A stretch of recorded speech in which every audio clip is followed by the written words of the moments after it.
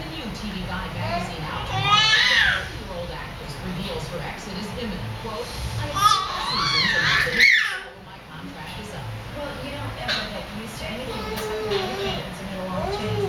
Looking relaxed and serene in this exclusive video from the photo shoot, Ellen says her plans post-credits include buying a house in Italy and learning the language. Ellen doesn't know if she'll continue acting, but if something great comes along, she'll probably consider it. Anything can happen. More TV news. Did you talk to Conan in person?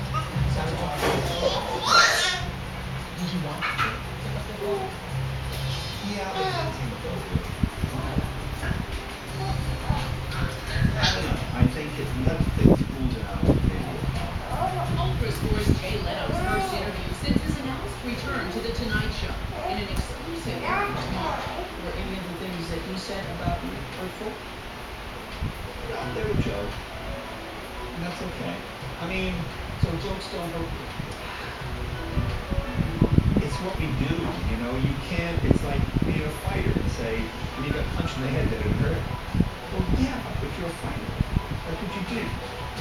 This conversation looks riveting, and we will have a lot more of Jay Oprah interview tomorrow.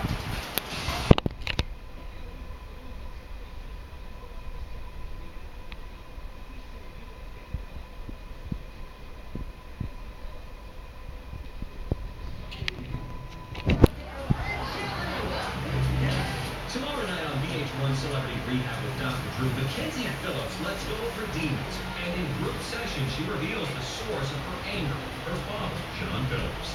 He's a really bad guy.